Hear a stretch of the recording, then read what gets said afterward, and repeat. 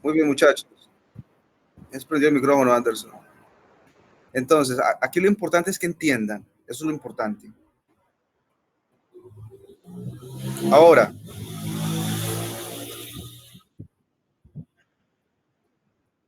¿ya estarán todos?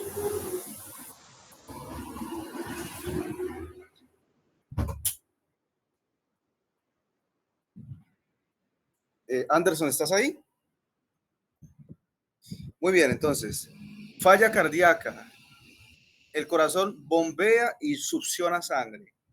Si hay una falla cardíaca, no succiona toda la sangre se devuelve porque no está succionando, está llegando acá la sangre y se encuentra con un corazón que no la succiona.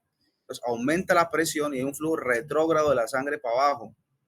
¿Para dónde? Para el hígado, está la cava superior. Llega esa sangre al hígado y en el hígado, ¿qué hace? El líquido acumulado congestiona el sinusoide hepático y la bilis no sale. Así que se aumenta la bilirrubina directa y se genera una colestasis pues, por falla cardíaca. Con Budd-Chiari pasa lo siguiente. No es que el corazón no succione la sangre. El corazón está bien. Lo que pasa es que aquí, en la región suprahepática, hay una estenosis de la cava. Es una malformación vascular de la cava. ¿Listo? Entonces, ¿qué pasa con esa malformación vascular? Hace que no pase la sangre bien, pase poquita. Entonces, ¿qué pasa aquí con la presión en la cava superior? Se aumenta la presión. Y cuando se aumenta la presión, pues la sangre que hace se devuelve al hígado y genera congestión del sinusoide hepático, genera colestasis. ¿Alguien no entendió eso, muchachos? Yo le estaba mostrando a ustedes la presentación, pero parece que no la activé. No, profe, no se dio. Listo, vea, otra vez. Este es el hígado. Tengo paciencia. Esta es la cava superior. La cava superior, como lo dijo Daniela, va al corazón. Cuando el corazón falla o se pone disfuncional, la sangre se devuelve, porque la sangre llega hasta aquí y el corazón no la asimila, no la absorbe, entonces se devuelve. Entonces cuando se devuelve hay un flujo retrógrado, aumenta la presión, porque el corazón no la asimila y entonces se devuelve al hígado y congestiona el sinusoide hepático. Lo congestiona con líquido, lo pone edematoso, entonces el sinusoide, ¿qué pasa? Atrapa la bilis no puede salir y se genera colestasis. En Budd-Chiari es más o menos lo mismo, pero el problema no está en el corazón. El problema no está en el corazón, es una malformación de la cava, porque viene la cava aquí, pero resulta que hay una anomalía en donde aquí hay una estenosis y vuelve la cava acá. Entonces, como hay una estenosis, la sangre no sube. Entonces, ¿qué pasa con la presión aquí? La presión aquí proximal a la lesión, a la estenosis, aumenta la presión.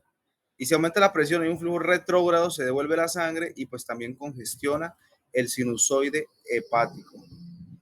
Anderson, explica eso con tus palabras.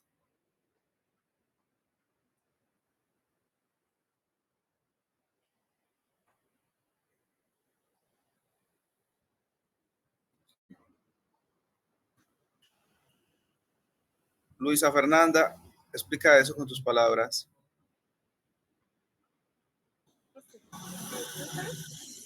Explica eso con tus palabras, Luisa. ¿Me escuchan? ¿Sí? Sí. Entonces, que hay, digamos, una obstrucción o una falla en el corazón y hace que el flujo sea retrógrado y se devuelve. Y se acumula la sangre pues en el hepatocito. ¿Qué pasa si se acumula el líquido de la sangre en el hepatocito? Pues no empieza a funcionar correctamente. En este caso, el sinusoide. Pues profe, pues entonces no empieza, como ahí es donde como que se almacena la bilis, pues entonces empieza a haber problemas con la, digamos, la conjugación o el flujo de la bilis. A ver, una cosa es el hepatocito, ¿no? Apaguen el micrófono. Una cosa es el hepatocito, otra cosa es el sinusoide, ¿no? Lo que dice Luisa es verdad. Se puede dañar con la congestión que hay, se puede dañar el hepatocito y esto genera pues, problemas. Pero ahora estamos hablando del sinusoide. El sinusoide, porque estamos explicando el por qué se da la ictericia, ¿no? El sinusoide se congestiona y ese sinusoide está lleno de bilis acá. Esta bilis sale por un conductico acá, un conductico sale. Aquí hay otro sinusoide y este sale normal, por acá la bilis. Todo esto va a ser los conductos hepáticos. Pero como este se congestionó de líquido, esta inflamación no deja salir la bilis y se acumula. Esto genera colestasis y se aumenta la bilirrubina directa.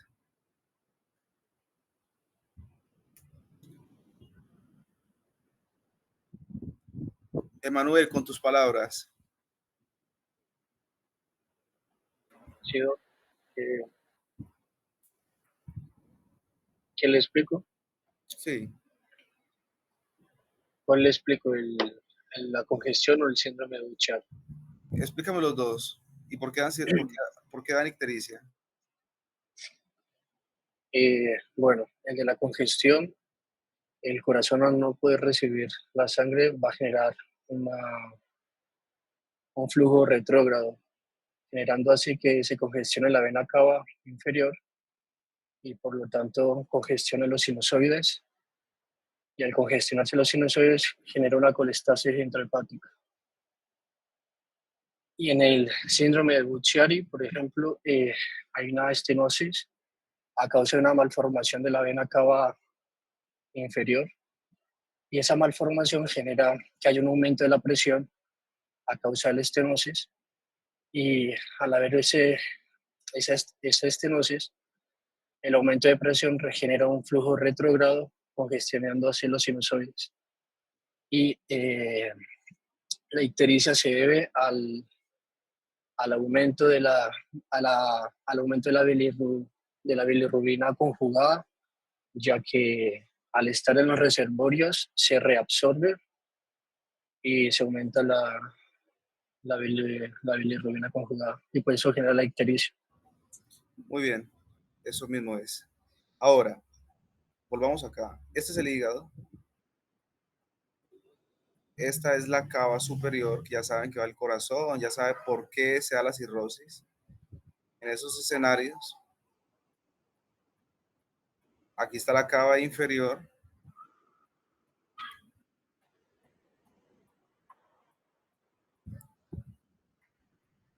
Y aquí viene la circulación portal. Esta es la porta.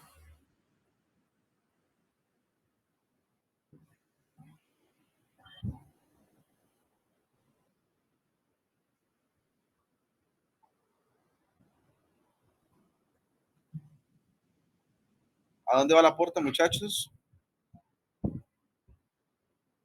Va y forma la vena esplénica, y la vena esplénica pues va al vaso. Cuando hay cirrosis, hay aumento de la presión. Ustedes saben que como que el líquido no sale, la sangre no sube, no se drena, está aquí metida. Está congestionado el sinusoide, está congestionado el líquido. Toda esa presión de flujo, ¿para dónde cree que van? Para la vena esplénica también. Toda esa presión va para la esplénica. Toda la presión va retrógradamente hacia la esplénica. ¿Y qué pasa si las esplénicas hay mucha presión? ¿Qué pasa con el vaso? Hay una esplenomegalia. Se termina congestionando también y se genera una esplenomegalia. ¿Listo? Pero no solo eso. Ustedes saben que aquí también salen las mesentéricas o las cólicas. Estas mesentéricas o cólicas pues van al colon y se congestionan también. ¿Qué forman estas venas del colon? Congestionadas. Hemorroides también. Hemorroides, ¿cierto? Hemorroides. Pero también van para arriba, hacia el esófago y el estómago, la circulación portal. Varices. Y forman las esofagogástricas. ¿Qué genera que se congestiona todo esto? Varices esofágicas. ¿Ok?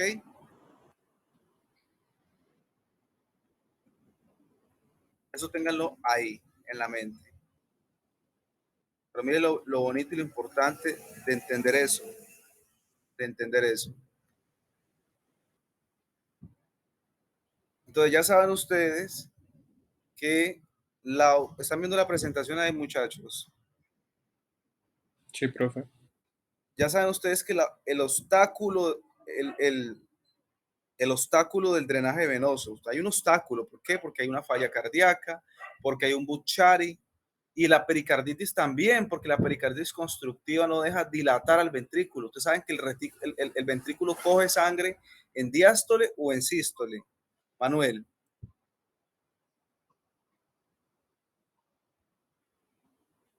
Manuel, ¿el ventrículo coge sangre en diástole o en sístole?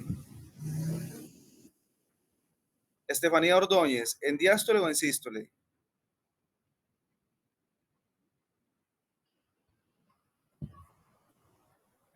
Estefanía, ¿estás ahí? Sí, profe. El ventrículo. ¿En diástole?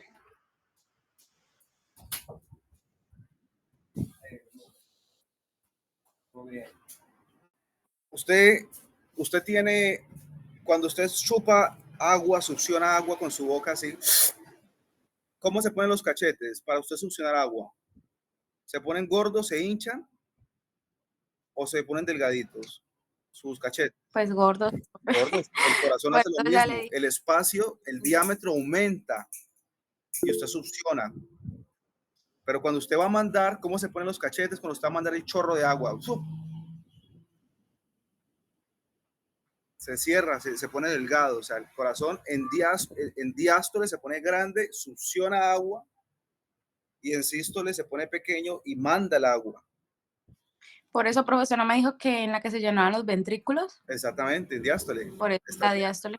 Ahora, si usted va a succionar agua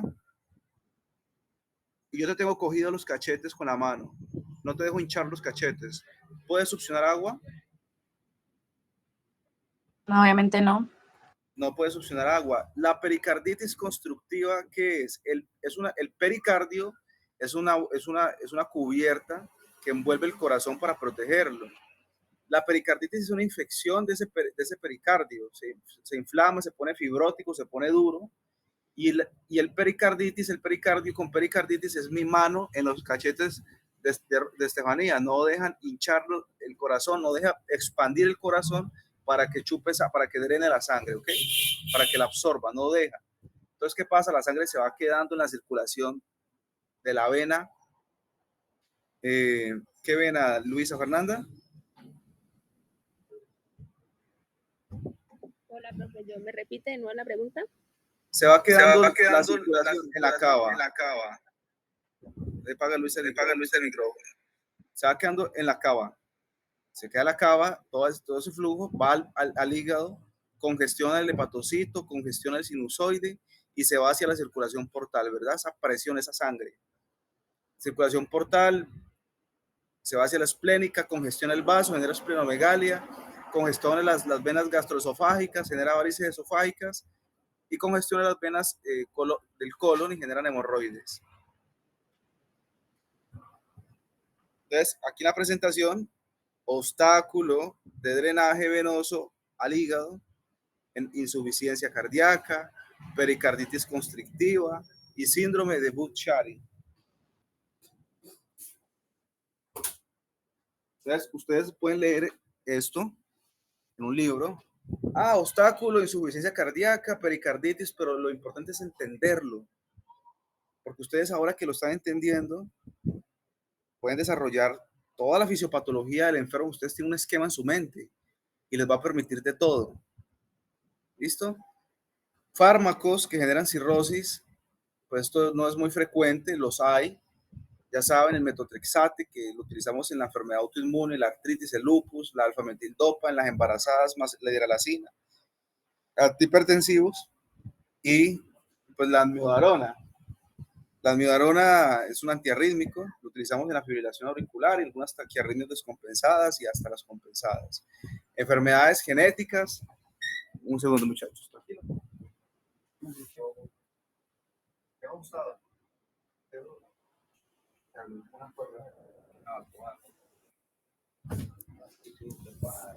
Las enfermedades genéticas, pues son enfermedades metabólicas, la hemocromatosis. Ustedes saben que es una enfermedad proliferativa de glóbulos rojos. Es decir, anómalamente es como un tipo de cáncer.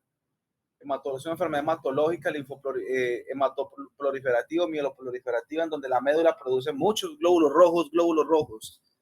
Hace una policitemia. La hemoglobina normal es de 14. Pacientes con hemocromatosis tienen 40, 50 de hemoglobina. ¿Qué toca hacerles a ellos? Sacarles sangre por hacer solución salina. Extraerle sangre.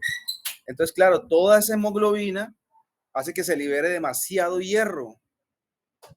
Y ese exceso de hierro es un metal tóxico que pues te daña el hígado, genera cirrosis. La alfa-antitripsina es una enfermedad metabólica. No se metabolizan ciertos sustratos y la deficiencia de esta enzima pues genera fibrosis en todo lado, hepática, páncreas, pulmón, riñón. La enfermedad de Wilson, depósitos de cobre, la galactosemia, trastornos de la glucogenogénesis, trastornos del glucógeno, lo ven más adelante en medicina interna. La tiroxemia, esto se da por la enfermedad de la tiroides, depósito de glucosaminoglicanos, eso es un mixedema. Lo van a ver en medicina interna, la porfiria cutánea, fibrosis quística, telangiectasias, hereditaria familiar. Eso lo vamos a ver más adelante cuando estemos en medicina interna el próximo semestre. Anastomosis, yeyuno ileal y yeyuno cólica en pacientes que tienen cirugías bariátricas, resecan una parte pues, del intestino. Entonces, en cuanto a anatomía patológica, que es lo que uno ve realmente en el tejido de un hígado enfermo o un hígado cirrótico. A nivel microscópico, lo que vemos en un hígado cirrótico es que es un hígado con fibrosis. Es una fibrosis que inicia centro periportal, o sea, inicia alrededor de la porta. Hay líneas fibróticas que salen de esa fibrosis de la porta central, y toda esa fibrosis es un tejido elástico, duro, un tejido que no es elástico, perdón, y genera compresión pues de los sinusoides, compresión de los hepatocitos, obstaculización del flujo hepático. Hay una formación de nódulos de regeneración, hay isquemia y necrosis. Eso vemos en un microscopio, en un hígado con cirrosis, y macroscópicamente el hígado tiene un tamaño variable, puede medir 900 gramos o puede medir hasta 3 o 4 kilos. En la cirrosis hay una reducción del tamaño del volumen del hígado, se pone pequeño, es un hígado pequeño, atrófico, de contornos irregulares y que tiene nódulos. Cuando ustedes vean un paciente, cuando ustedes vean el diagnóstico de cirrosis por ecografía, hígado pequeño, micronodular y de bordes irregulares. 3 conceptos: cirrosis, hígado pequeño, micronodular y con bordes irregulares. Es un signo de hepatopatía crónica. Puede haber esplenomegalia y dilatación de la circulación portal. La clasificación de la cirrosis: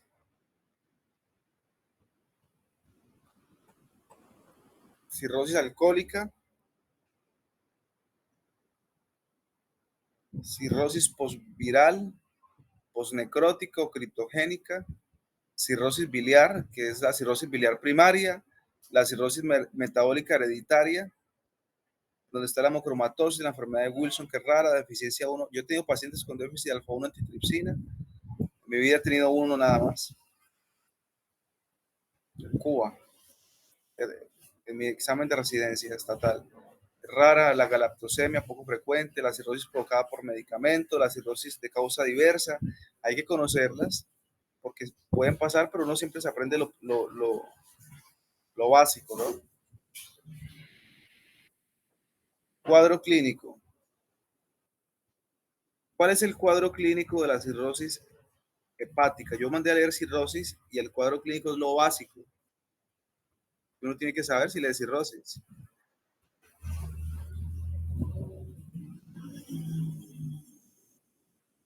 Sebastián Villota, cuadro clínico de la cirrosis.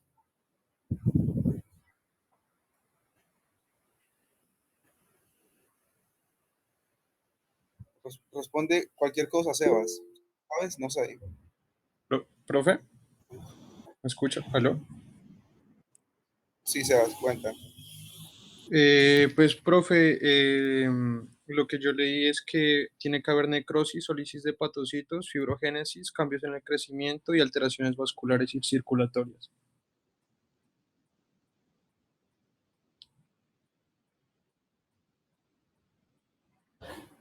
Profe,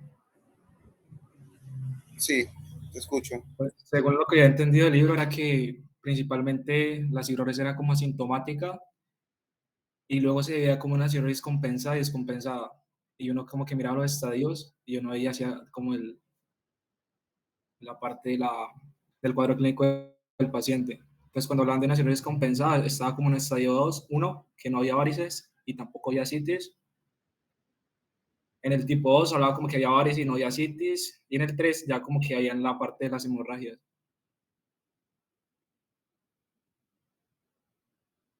Y ya. Yadira.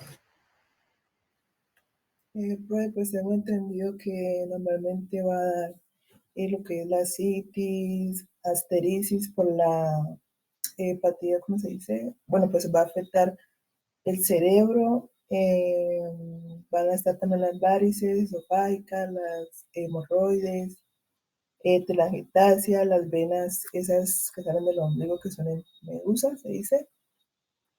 No me acuerdo más.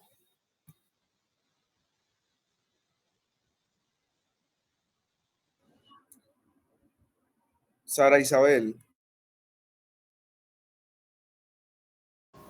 Yo leí que los pacientes pueden tener astenia, dispepsia, ictericia, también en el dolor en el abdomen superior. También leí lo de las cirrosis compensadas y las descompensadas, que ya cuando había citis era el inicio de una cirrosis descompensada, también acompañada de insuficiencia hepática de hipertensión portal. Y las compensadas, pues sí, habría también hipertensión portal, pero también aumento del flujo sanguíneo portal, leí lo de los estadios, lo de las venas varices, también que el paciente puede tener edemas.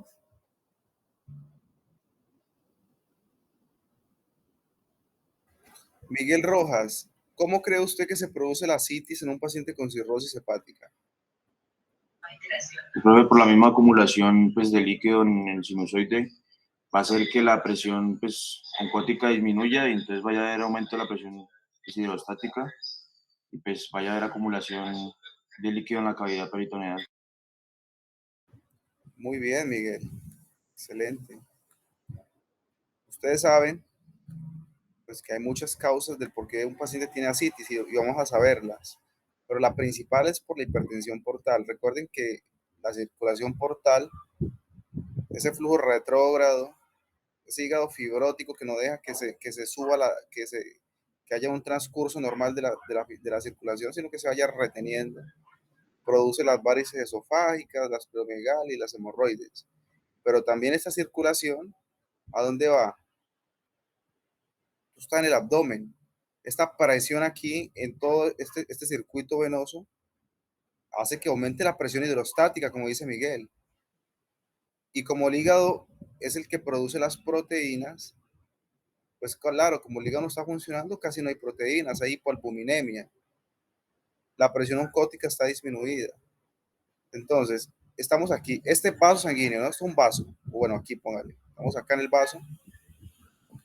Este vaso es esto.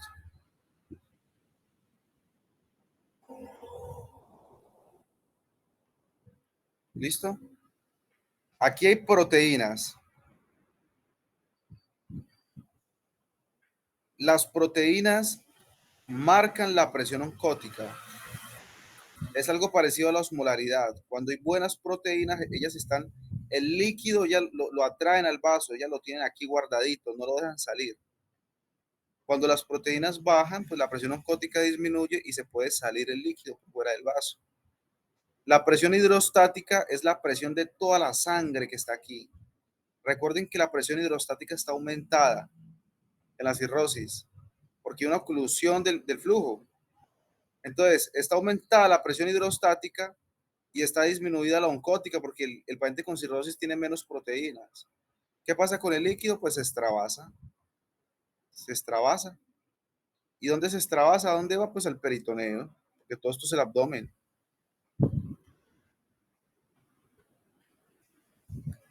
Entonces el líquido que se extravasó va al peritoneo y adivine qué produce en el peritoneo. Pues ¿qué produce el peritoneo? Produce una ascitis. Paciente acá, esto es un ser humano, yo sé dibujar muy mal, el abdomen, es un abdomen distendido. ¿Por qué está distendido? Porque en el peritoneo hay mucho líquido. ¿Listo? Esa es la razón del por qué, como lo dijo muy bien Miguel, que te felicito que estás estudiando. Tienen que estudiar. Si no estudian, no van a hacer provecho a estas clases para ustedes. De hecho, necesito que estudien. Les voy a dejar más tarde unos temas que tienen que presentar de renal. Renal es corto y yo a ustedes les voy a dar básicamente como las funciones, función renal, creatinina, tasa de filtración glomerular, microalbuminuria, todas esas cosas las voy a dar yo, pero ustedes van a presentar algunas patologías la próxima clase. Ahorita les voy a distribuir las patologías que van a presentar.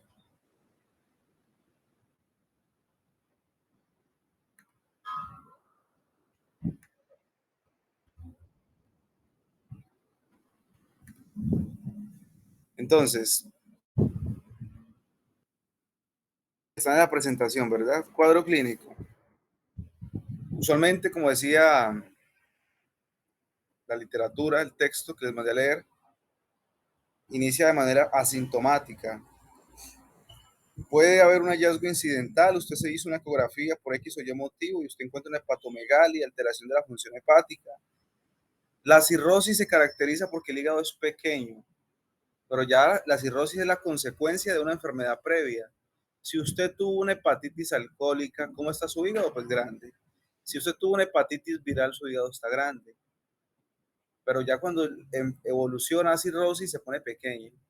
Pero durante el transcurso de esto, usted se hizo una ecografía porque tuvo un coliquito o algo, y cuando le apareció el hígado grande, usted se da cuenta que ahí hay un problema. Son hallazgos incidentales porque esta enfermedad por lo general al principio no da síntomas. Y pues hay unos síndromes de descompensación, de la cirrosis descompensada, que es lo que da los síntomas. Hay insuficiencia hepática dentro de estos síndromes y hay un síndrome de hipertensión portal y ascitis. La cirrosis compensada tiene dos estadios, uno no varicial, no ascitis. De la compensada, el estadio 2 es varicial, no ascitis. Y la descompensada, que es el estadio 3 ya, hay ascitis y más o menos varices. Y en el estadio 4 pues hay hemorragia, más que ascitis. ¿Hemorragia de qué? De las varices esofágicas. Hay un síndrome dentro de las manifestaciones clínicas que es el síndrome de insuficiencia hepática. Cuando hay insuficiencia hepática, pues hay astenia, hay fiebre. ¿Por qué hay fiebre? Pues porque hay un componente inflamatorio en el hígado y siempre que hay fiebre, pues tienes que descartar las infecciones. Un paciente con cirrosis puede hacer infecciones y ustedes ya lo van a ver ahorita, que hay algo que se llama la peritonitis espontánea. Ya van a saber por qué se da y hay que descartarla cuando el paciente tiene fiebre, pero la cirrosis como tal puede dar fiebre, puede dar dolor en el hipocondrio derecho porque hay una distensión del hígado cuando se está generando el proceso de injuria. Hay dispepsia, hay flatulencias, hay trastornos neuropsiquiátricos. ¿Por qué cree usted que hay trastornos neuropsiquiátricos, Chara Peña?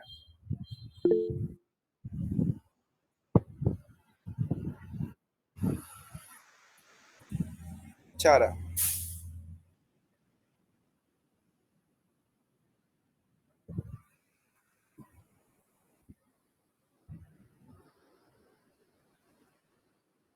Emanuel.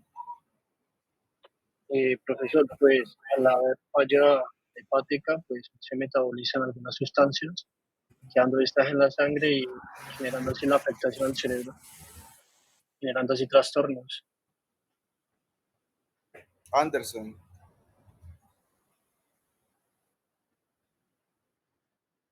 Perdóname, ¿por qué?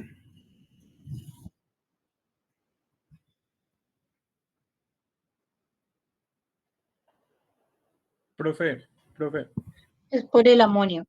profe, eh, yo me acuerdo que cuando hablábamos de que Luisa, puedes apagar el micrófono. Cuando hablábamos de que la bilirrubina no se conjugaba, era tóxica para el sistema nervioso.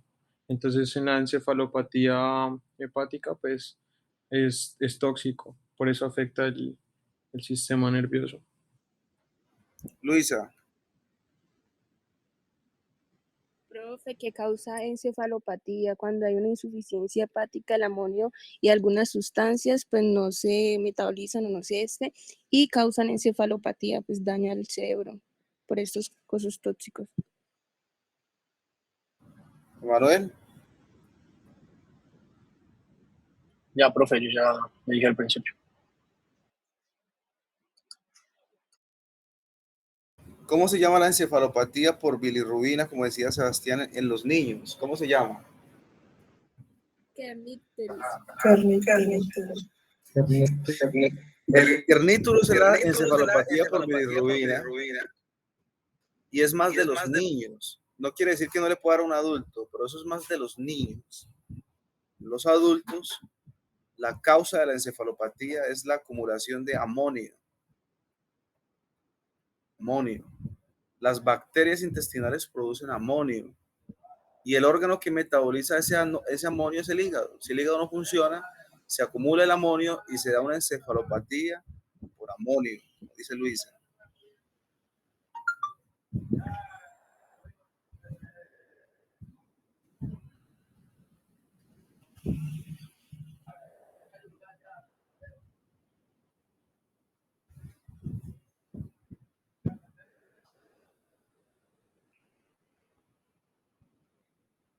Un segundo que Daniela José tiene problemas con el internet.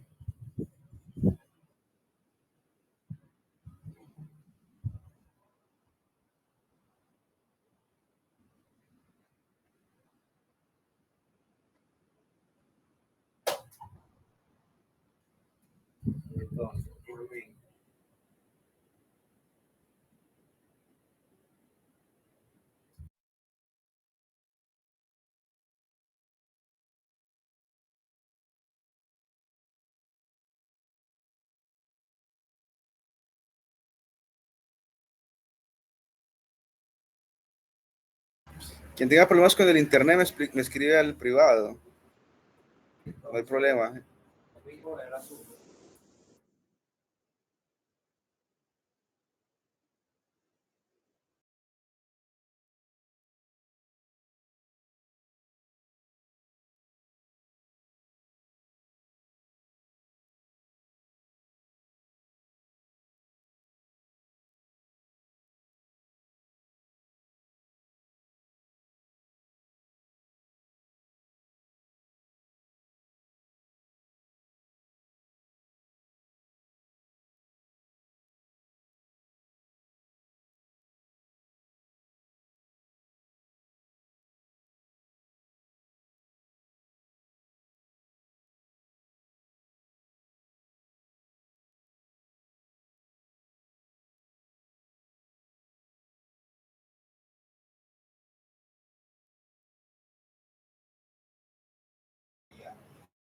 Listo, Daniela.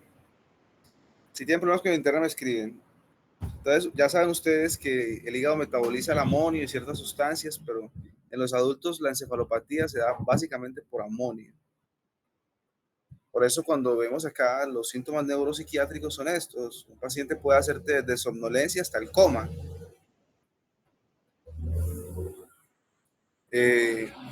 Sabemos que se genera ictericia. Ya saben por qué hay ictericia. Hay arañas vasculares o telangiectasias, que usualmente son en la cara, el cuello, el tórax. Las arañitas o telangiectasias que personas normales tienen, no se da por el aumento de la circulación portal. Esas telangiectasias son neovasos o formación de neovasos. ¿Por qué? Porque el hígado enfermo es un hígado que pierde la capacidad de realizar el aclaramiento de ciertas hormonas. En este caso, la andostrediona es la que se encarga de desdoblar los estrógenos.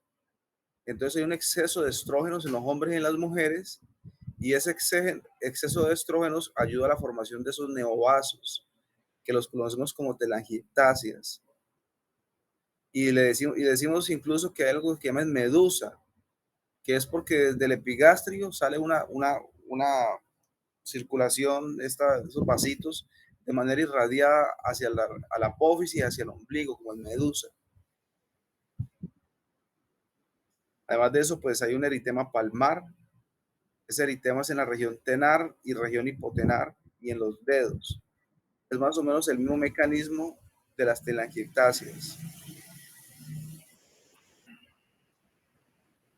A nivel endocrino hay una disminución del líbido, hay ginecomastia. Ya saben por qué hay ginecomastia, porque hay un trastorno hormonal. ¿Saben qué es ginecomastia, Miguel Rojas? Sí, profe, creo que se da por pues, hormonal, en el cual como que la tetilla se aumenta, ¿no? Hay un aumento, muchos hombres tienen ginecomastia. Y eso es una tetica en un hombre, porque pues hipertrofia la mama. Eso pasa en trastornos hormonales, porque hay una disminución de la testosterona. Aumenta el estrógeno y disminuye la testosterona. Y adivine qué más hace crecer el pelo. ¿Qué hace crecer el pelo? La testosterona también. Si hay trastorno en la testosterona, ¿qué pasa con el pelo? Pues cae, se disminuye el pelo. Por eso ustedes ven, no, que un signo de cirrosis hepática es la caída de la cola de las cejas. Se cae el pelo de la parte distal de la ceja, se cae la barba, se cae el pelo del pecho, se cae el pelo del pubis. ¿Por qué? Porque ahí no se metabolizan las hormonas. Ya sabemos que esa es la causa. Y la mujer pues tiene trastornos menstruales, por lo general son amenorreas, oligomenorreas o infertilidad incluso. Hay hemorragias pues por los déficits de los factores de la coagulación, porque el hígado pues también genera factores de coagulación. Yadira, Chara, ¿cuáles son los factores de la coagulación? Rápidamente. Chara, ¿estás ahí? Chara.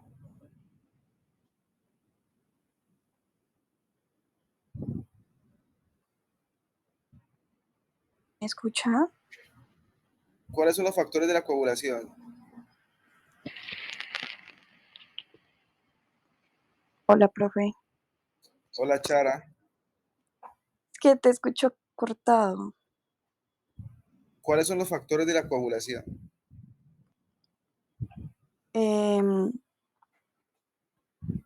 La...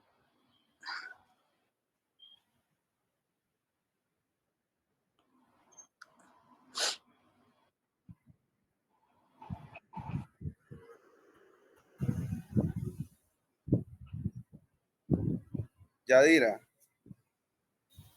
Sí, profe. El 1, el 7, el 9 y el 10. Sí. Es el 2, 2, 7, El 9. uno. No. El 2, 7 y el 10, sí, perdón, no es el 1. Chara, tienes que estudiar más. De No, verdad. porque esto lo estamos hablando desde hace rato. Es que me va a conectar desde el celular, profe. Ya entro otra vez porque se corta mucho por aquí. Profe, y los anti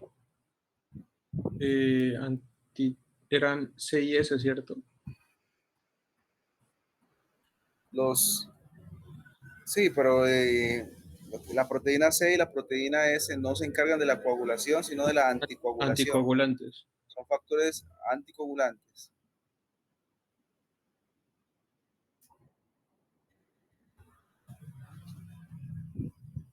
Isabela Ibargüen, Señor. ¿cuáles son los sangrados que se pueden producir en una cirrosis hepática?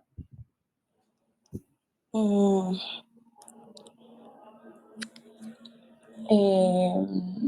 profe, no me acuerdo.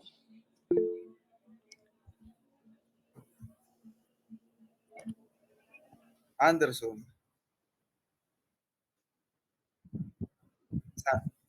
No, sangrados. Alexander. Pues sería de vías digestivas altas, sería pues las varices esofágicas y las vías digestivas bajas, las hemorroides. Sangrado varicial, sangrado hemorroidal, úlcera gástrica, porque hay una gastroparesia hipertensiva. La hipertensión portal genera gastritis, úlcera hemorrágica, gastritis hemorrágica y sangra. Pero la cirrosis hepática, y por esto se los estoy diciendo, esa es la causa pues, de las complicaciones como tal, pero un paciente con cirrosis puede sangrar por cualquier lado.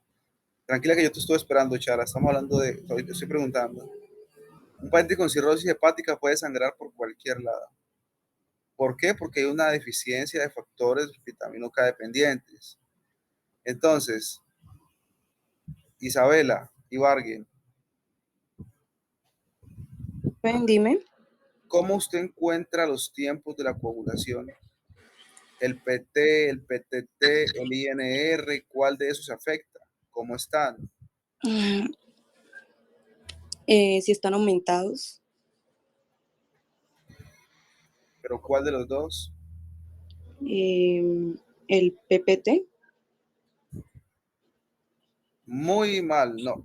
Miren, tranquilos que eso es un tema complejo, ustedes están en sexto, no me enojo por eso. Hay cosas que sí me molestan que tienen que saber, eso no. Pero la cascada de la coagulación ustedes la van a aprender cuando estén en medicina interna, y medicina interna es una de las rotaciones más importantes de su carrera y más pesada. Así que ahora usted van a tener que tener una disponibilidad, mejor dicho, usted sale a las 6 y puede salir a las 9 del hospital. Así. Usted entra a las 7 de la mañana y tiene que llegar a las 6, porque tiene que tener lista la sala. Y eso va a ser en séptimo. Luego yo les digo que el cheat les va a ir cambiando. La cascada de la coagulación tiene dos vías, la intrínseca y la extrínseca. Hay unos factores en cada una de las vías de la coagulación, algunos en común, pero los factores que se alteran por la deficiencia de vitamina K, vitamina K dependientes, esos factores alteran la vía intrínseca y se prolonga el PT. La vía intrínseca se prolonga el PT. El PT es el que refleja el INR y el PTT la extrínseca. Entonces el PTT está normal, pero el PT está prolongado, prolongado, y el INR está prolongado. ¿Ya estás acá, Chara? Chara, sí, ahora sí escuchas bien.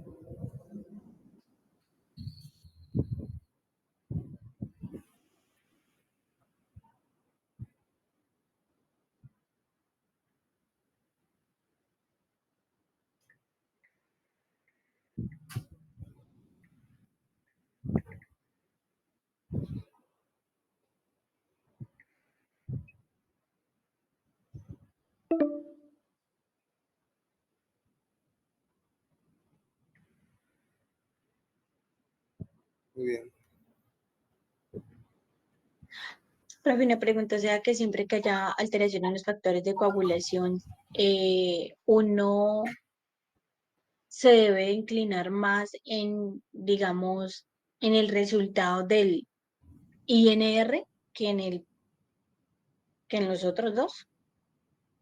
En ambos. Lo que pasa es que los objetivos terapéuticos de la anticoagulación con warfarina los medimos por el INR. Pero eso es en un objetivo terapéutico, en un tratamiento en sí. Pero cuando usted tiene una coagulopatía, pues usted mira cualquiera. Si están prolongados el PT, pues nada. Hay problemas, hay que corregirlo. Tengo que empezar a iniciar la vitamina K endovenosa. Ah, ok.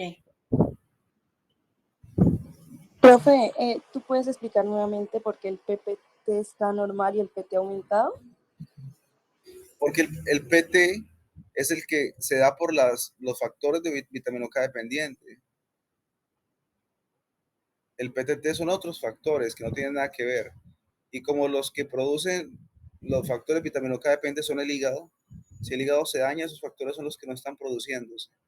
Por eso la vía de coagulación que falla es la intrínseca. Y la intrínseca la vemos por medio del PT e INR.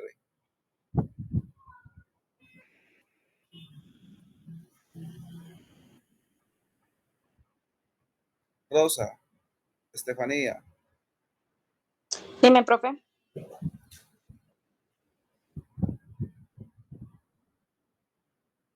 si usted tiene un paciente con ictericia, que tiene un abdomen voluminoso, que te dice que él es tomatrago y llegó con mucha equimosis en la piel, muchos morados, eh, llega y te está ensuciando sangre, está pálido, usted está en una zona rural. ¿Usted qué hace con ese paciente? ¿Qué le pone? Usted dice, este paciente debe tener una cirrosis porque está ictérico, tiene ascitis, pero tiene trastornos, no solamente está ensuciando sangre, así que hay algo más aquí. La cirrosis causa problemas de la coagulación, ¿te acuerdas de eso? ¿Qué haces? No tienes cómo medirle tiempos, no tienes cómo, tienes algunos medicamentos. ¿Qué le pones?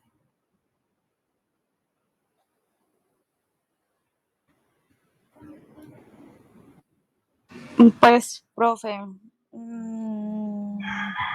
complicado porque me dices que no le puedo tomar tiempos ni exámenes, No aunque me tienes dijiste que exámenes, pero ya tenía... clínicamente lo ves con sangrados. Pues puedo mandarle como ciprofloxacina, ceftriaxona, puras cefalosporinas de tercera ¿Qué le generación, hace un antibiótico a un sangrado, Rosa? antibiótico, un sangrado. De pronto no deja que coagule bien. No, Rosa. O sea, Los antibióticos matan bacterias.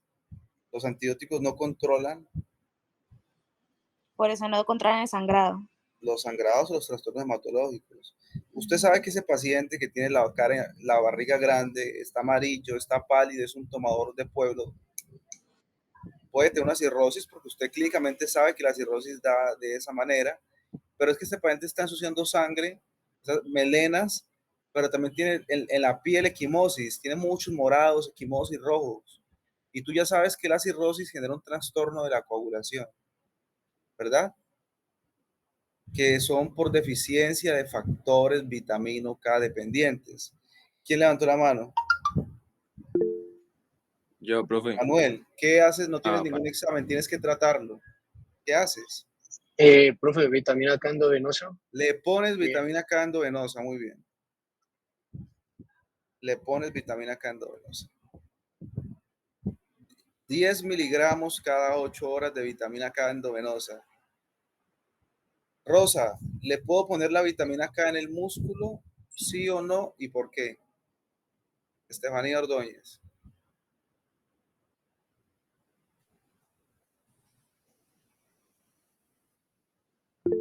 Estefanía. Mi profe, la verdad, pues si me estás diciendo que tiene una hemorragia interna, entonces pues lo más coherente es que le administre por vía endovenosa. No en el músculo, ¿por qué? Pues y por vía intramuscular no creo que vaya a actuar de la misma manera que ¿Por qué? endovenosa si le pongo un bolo. Ay, profe, no sé. No sé por qué intramuscular no y endovenoso sí. Emanuel, Siento que de pronto por ajá, sea, por el mecanismo de que de pronto endovenoso va a actuar más rápido. no, Emanuel, No, profe, la verdad, no sé. Sebas, Profe, pues porque está fallando los factores de los vitamina K dependientes, entonces tiene que ser endovenoso. O sea, no se absorbe, o sea, si se la da. Pero no, está preguntando por qué muscular no, o sea, intramuscular no y endovenoso sí. Profe, de pronto para que actúe más rápido, no sé. Anderson, no, ¿quién sabe? Yadira, que sacó 5. Ese medicamento no creo que se pase No, de profe, pero no. muscular. Sí, María, a algunas personas se les pasa intramuscular incluso cuando nacen. No, no sabía.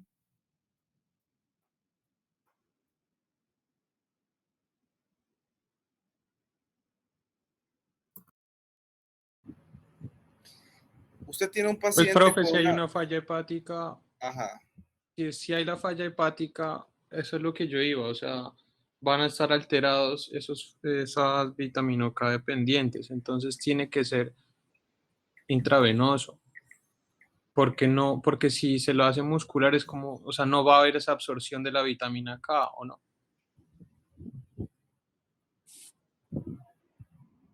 Profe, de pronto no sé, si, o sea, la vitamina K, pues digo yo no sé, se puede administrar por ambas vías, no hay ningún inconveniente, pero eso generaría un trauma más en el paciente.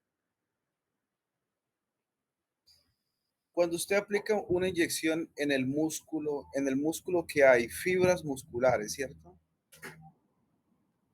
Hay muchas fibras musculares. Usted puede tener un trauma de esas fibras musculares y las fibras musculares traumatizadas, ¿por qué? Por la aguja, que la aguja está penetrando el músculo, pues sangra.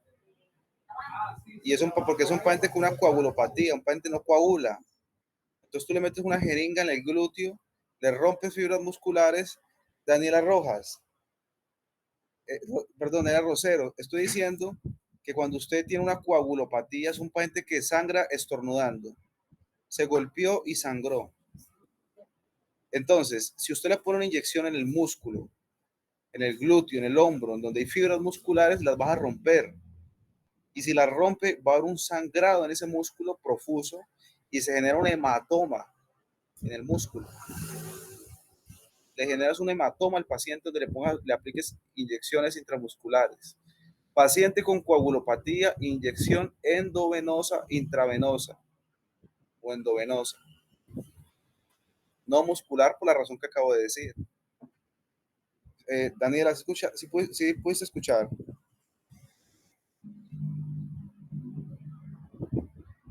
Daniela tiene problemas con el internet, me dice. Me tocará presencial. Esa clase la están grabando. Sí, profe, yo se la comparto a mi compañera Daniela. Listo. Luego las hacemos presenciales. Lo que estaba como un poco complicado esta semana.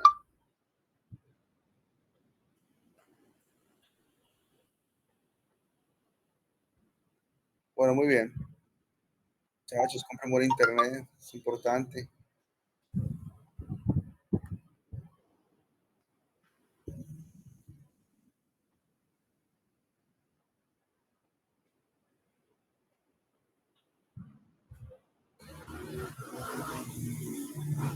Y los edemas se dan por lo que ya sabemos. Aumento, disminución de la presión oncótica, extravasación del líquido. Además de eso, ustedes saben que esa hipertensión portal está secuestrando líquido en toda la circulación de la porta y eso disminuye la perfusión al riñón. El riñón siente que hay menos líquido intravascular. ¿Por qué? Porque el líquido del espacio intravascular se sale, se extravasa y se acumula en los tejidos, en los tejidos.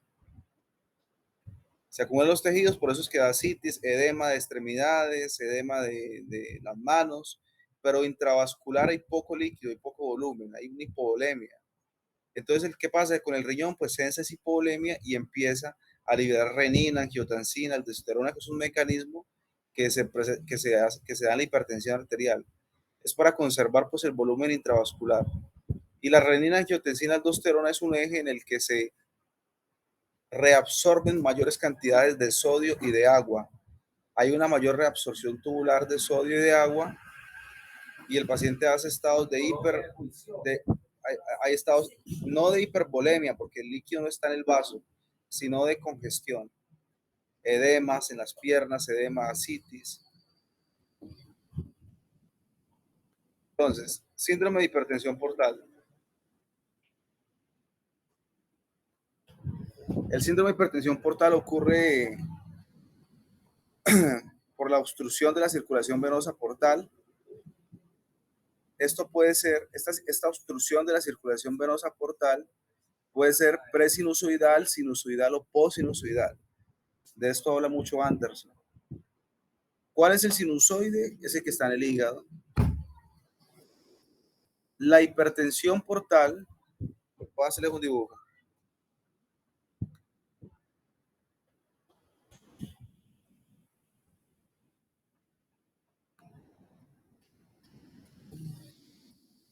Nosotros hablamos, ven el pain, ¿cierto? El pain. Este es el hígado. Estos son los sinusoides hepáticos, donde se almacena la bilirrubina.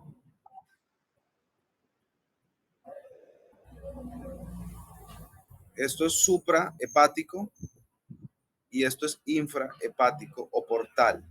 O sea, la porta, ya sabemos que está la cava inferior, ¿no? Toda esta es la circulación portal. Va al vaso, ¿no? Ya saben ustedes, van a las hemorroides o a la circulación venosa y va al esófago. El síndrome de hipertensión portal es la hipertensión del eje esplénico, de la porta, del sistema o del circuito venoso portal. Puede ser suprahepático cuando se da aquí por un Budd-Chiari, cuando se da por una falla cardíaca, o suprasinusoidal.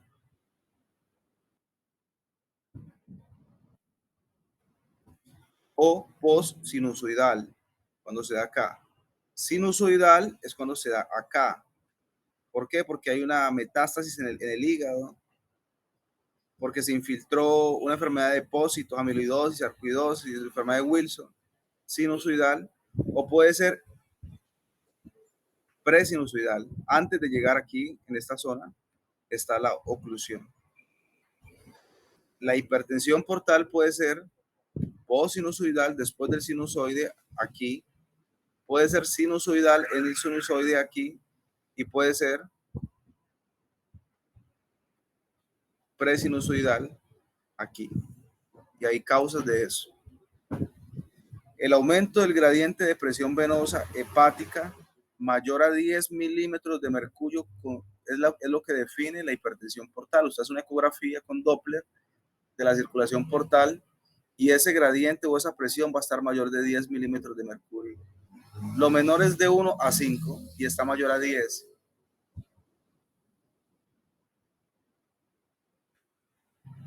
Esto va a dar esplenomegalia y yo quiero que me diga cuál es la diferencia entre la esplenomegalia y el hiperesplenismo. Estefanía Segovia. Hola, profe, ¿me puede repetir, por favor, esplenomegalia y qué?